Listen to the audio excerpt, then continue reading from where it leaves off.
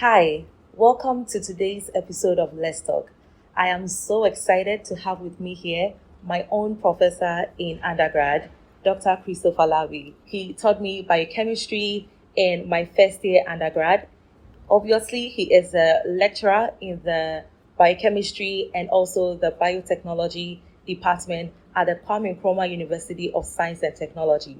I must say that while he lectured with so much knowledge in the biochemistry world, he would also take time to inspire all the students in his class to keep on pursuing their dreams. He has also mentored several students in their research and projects. He is a Fulbright scholar and an affiliate of the African Academy of Science. Please join me. Let's welcome Dr. Christopher Larbie. Welcome, sir. Thanks so much. And thanks for the opportunity. Thanks too for honoring our invitation to be on this wonderful platform. The pleasure is all mine. I would say that you are an inspiration to many, particularly myself. Thank you. Would you like to take us back on how it all started? What were your dreams as a child? So thanks again for this great opportunity to speak to the world and share the journey of science, technology, education in Ghana, particularly for those of us in the Kwame Nkrumah University of Science and Technology. So my journey in the sciences, let me say, began from a basic education, where as part of the curriculum, we take courses in the sciences, basically what we call integrated science. And that exposure granted me the opportunity to begin to think about what else I can discover as a scientist to add to the body of knowledge, and particularly in our setting, how we can use it to also manage a lot of the human conditions in health, environmental conditions, and so on. So right from basic school up to high school, that interest was built. So we had the opportunity of studying in the university and for first degree, and later on at the doctoral level. And so far, that's how we've come. Wow. I will personally be a little surprised if this journey was a smooth path. I will never agree to that fact that it's smooth. It's rough, not just because it's a science, but generally education, access to quality education, survival in our current educational system requires that toughness of mind, toughness of attitude, continuous reading and continuous learning, and surviving in that difficult part. But in all those situations, it has taught us to be hard. It has taught us to survive even in the midst of scarcity. And that is how come we're able to survive in the sciences up to now. So it's not been smooth, but it's definitely not, it wasn't that impossible. We could do it, and that's how far we've come. Can you tell us some of the specific challenges you had in the way and what kept you going? Maybe my challenges may not be same to everybody, but generally in Ghana, in Africa for that matter, where poverty is one of our greatest cankers, you may be going to school all right, but access to quality books, access to quality teaching, access to experimental things. For example, in the science, you cannot always be doing science in the vacuum, on the blackboard, and in textbooks. It takes some laboratory experience. But unfortunately, in most of our situations, access to these things are limited.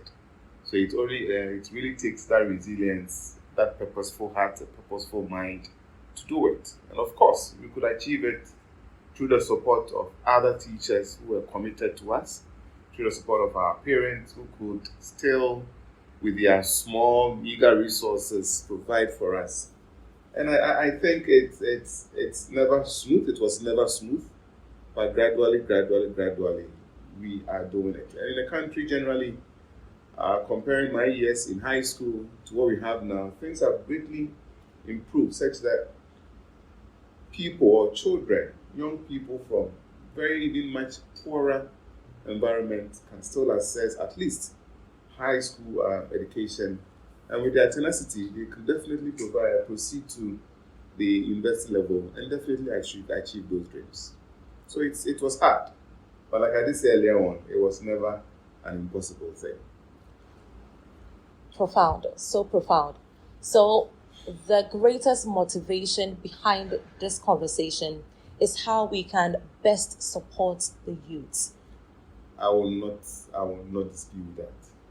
Because indeed, for those of us who care more for students, for those of us who are very much worried about the next generation, for those of us who are constantly, even to the extent of committing personal resources to the training of other young ones, I can tell you for sure that it is not unachievable.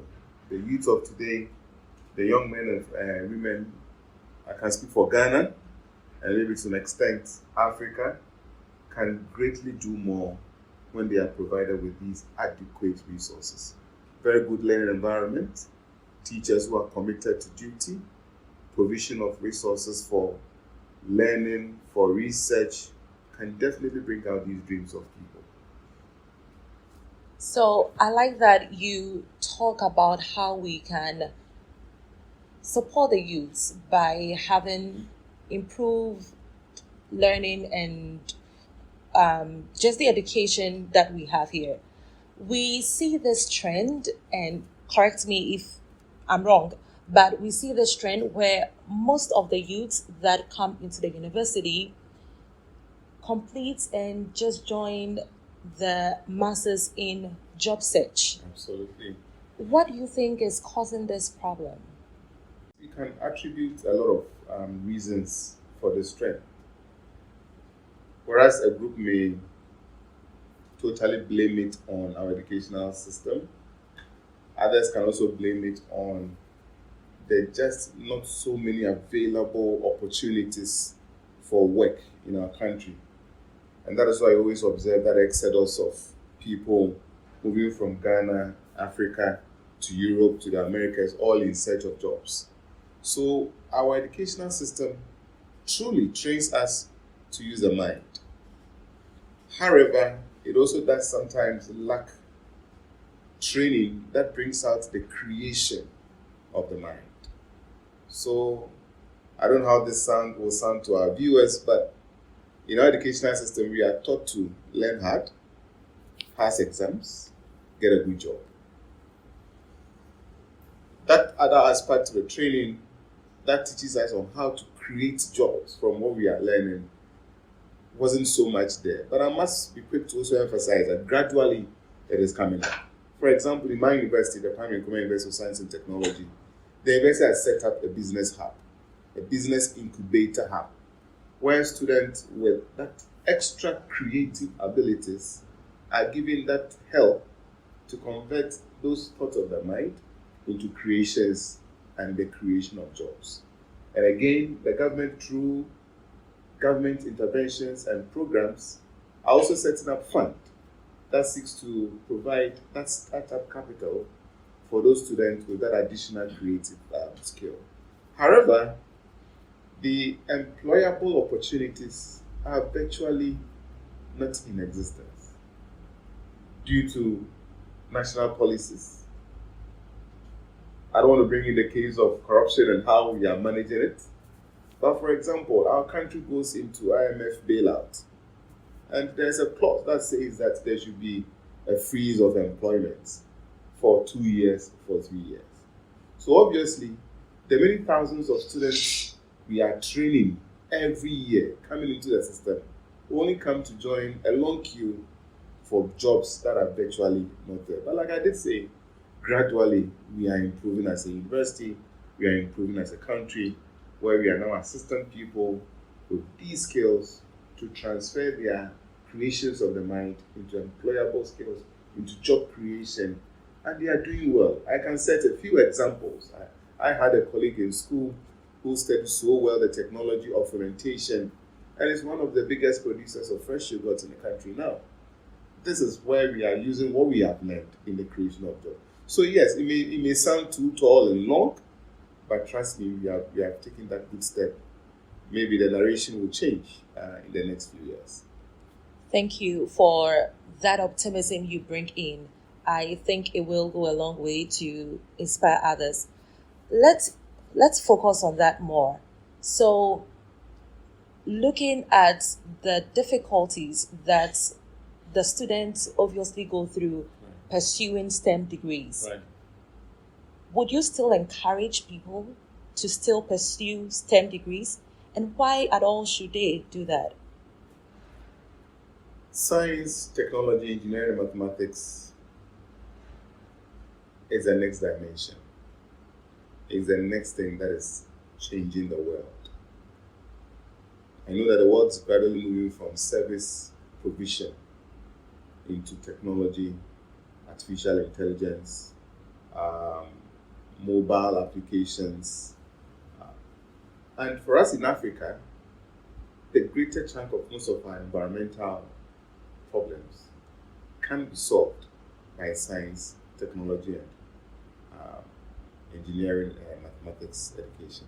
So I would strongly, at any day, encourage young men and women, particularly those in the second cycle, what we call the senior high school in Ghana, to go into science education, because then it becomes a bedrock of all other things. Again, in our environment, it's more easier for somebody to move from the sciences into the humanities, the business, and the arts. But it becomes a bit difficult to move from that area or those areas into the science. So on any day, I will encourage every young man to pursue that areas of science, technology, engineering, and mathematics education. So let's look at the minority groups within STEM. And I would want us to talk about the females. Right. So how can we best support females in STEM education? And let's think about this from the continent we are in, and with the African stereotype that a female's place is in the kitchen. I would like to ask, how do you even see that play a negative role in your students? I would say no. Okay.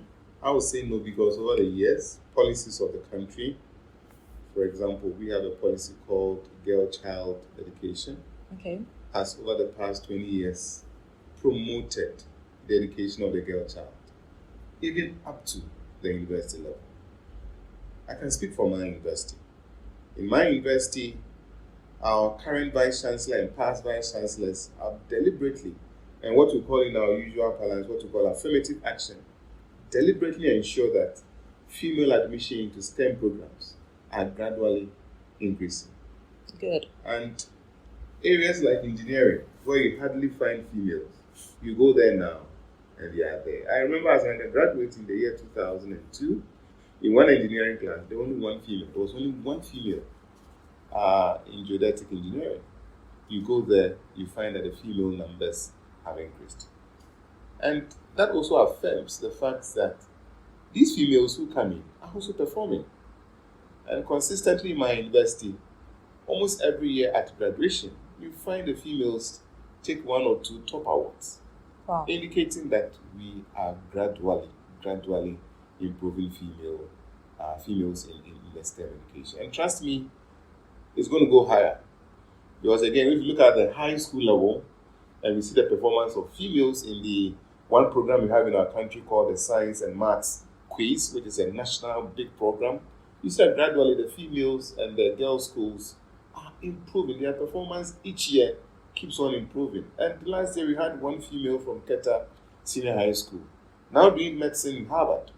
So it tells you that we have moved away from that age where we feel the female should not be educated, to a time where our national policies, and like I say for my university policies are promoting females in the science. I teach biochemistry, and I can tell you about 50% of my students are females. And when you put them to research tasks, their performance are very, very, very encouraging. So trust me, we've gone away from that stereotype thinking into a time where we fully promote girl child education in STEM. It's good to hear this point of view too. And I think that would also take away that mental bondage that I feel like sometimes females tend to keep in their minds. And I'm glad that men like you and other men are championing women and supporting them in their dreams and careers. So thank you for that. Let's talk about opportunities that are in the STEM fields in Ghana. Are there opportunities if people pursue STEM degrees?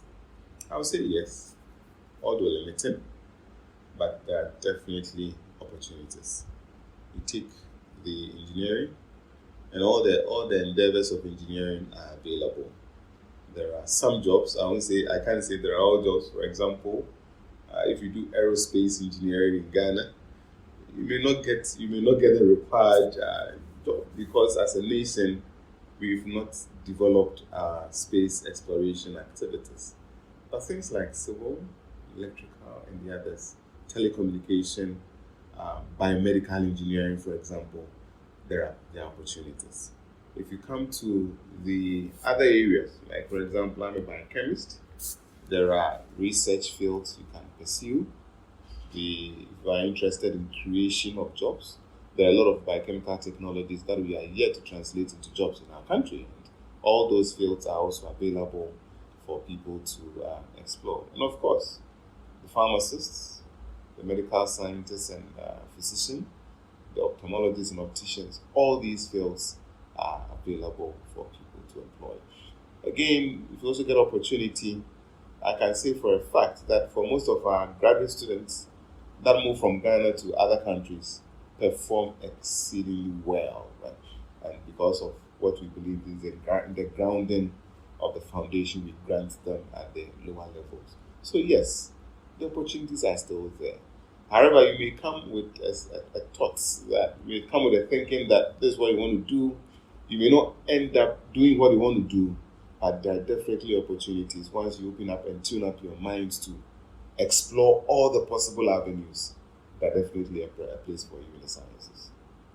Great to hear that. Also, I think one of the biggest problem we have as a country is the issue of brain drain, Right. where we have most of our scholars travel outside the country to pursue or to further their education, Right. and don't see the impact or the return Right. back to the country. What would you like to say about that? I cannot sit here and call on all Ghanaians, Africans to come back home, because there's that strong conviction that our colleagues who are working outside of the country generate income that, and again, like I did say in my earlier words, where poverty continues to be a problem, they generate income that supports the livelihoods of people. But there are other ways they may not need to come back, but they can support the growth of science, technology, education in Ghana. For instance, we have many of our colleagues who are in big institutions, big research environments, people with big grants, people with equipment that they are no longer using. I think that Africa, and for that matter, Ghana and my university in particular, will find very good use of what may not be useful to some of these institutions. So to our friends outside, our students we are developing here are brilliant.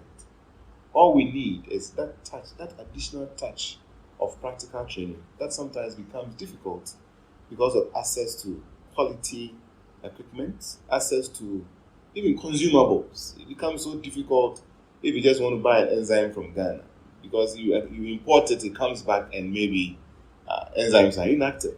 Wow. But we believe that we have colleagues, we have partners, friends outside where you can help us with equipment donation, where you can facilitate that in your grant process.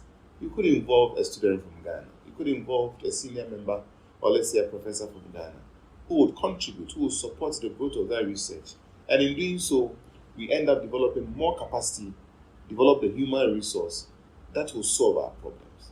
And let me be quick to add. For most of the research these our friends in other universities are conducting, they may be solving problems not in totality of the world, but problems of their funders. Africa has its own problems, which we need African solutions through African research to address these challenges. And we believe that with the support of our friends in diaspora, like I did say, through equipment, through the supply of basic, consumables, we will be contributing to the development of the next generation of people in Africa that can understand and also solve African problems. So profound. So, in addition to the people that are out there in the diaspora, what are the other bodies or individuals or corporate bodies that can come together to cooperatively support the youth in STEM here in Ghana? I may not be able to mention directly, but I believe that there are many institutions out there who have the focus of training the young people for the next generation. I had the rare opportunity of being offered a Fulbright fellowship to the University of Mississippi in the US, the National Center for Natural Products Research. That built my capacity for the 6 months I spent there. And I come back to my university and I'm still using those skills in my research. Wow. I believe that there are institutions like that and more who could support Africa in many ways, in training, in material resources like equipment, in what we call exchange programs, sandwich programs, and the like. Again, there are suppliers of scientific materials and reagents that could also help partner with our universities to make the sourcing of these materials much easier so that Africa can afford. It may sound funny, but a greater number of professors in our universities in Ghana do research from their pockets. We do research from the very small salaries and resources we have. But it is just for the love of the science. We want to promote the science. And these are areas, institutions, governmental bodies, individuals can support us in promoting science, technology, and mathematics and engineering education amongst our youth. Wow, thank you so much. It has been a wonderful session talking with you about how we can support the youths. And I see your passion and I feel your passion through your voice and all the things that you share with us. To round up this session, what would be your final words of advice to the youths? Final words of advice or encouragement as we keep on pressing on to support them?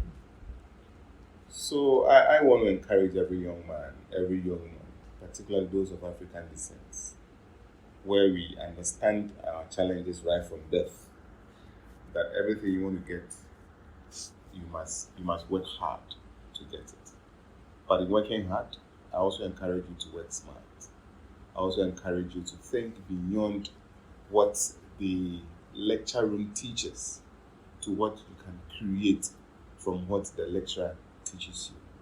I want to continue to encourage you that no matter how big the dream is, no matter how difficult it may seem now, it is possible. Maybe I didn't get an opportunity of talking about my personal life, but like I did say in the beginning, the journey was never easy. With hard work and the graces of God, with the support of my teachers, with the support of my parents, with the support of community, we've been able to come this far. And I believe that with persistence, no matter how big the dream is, no matter how difficult it may seem, continue pursuing it. And most definitely, your light will definitely shine. Thank you. Thank you so much, Dr. Larbie. It has been an incredible honor having you on the Let's Talk platform as my personal lecturer and also an inspiration to many other youths out there. On behalf of EKO Global Foundation, I'd like to present you this citation of honor in grateful recognition for your remarkable contribution to raising up hope for youth in Ghana. We deeply celebrate the gift you are to this generation. Thank you. Thank you, sir. Thank you so much. Thank you so much. We are most grateful. And we believe that this session will go a long way to influence the next generation. Africa has hope in its generation. Africa has hope in its people. And with people like Emilia and the many of her like outside the country, those within the country, those within the African continent, we believe that the future is really, really, really bright. and we can continuously together transform Africa and the world. So thank you very much. I greatly appreciate it. Thank you, sir. To our viewers, we hope you enjoyed and learned a lot from this session. Until our next episode, let's enjoy science together. Thank you for staying with us till the end.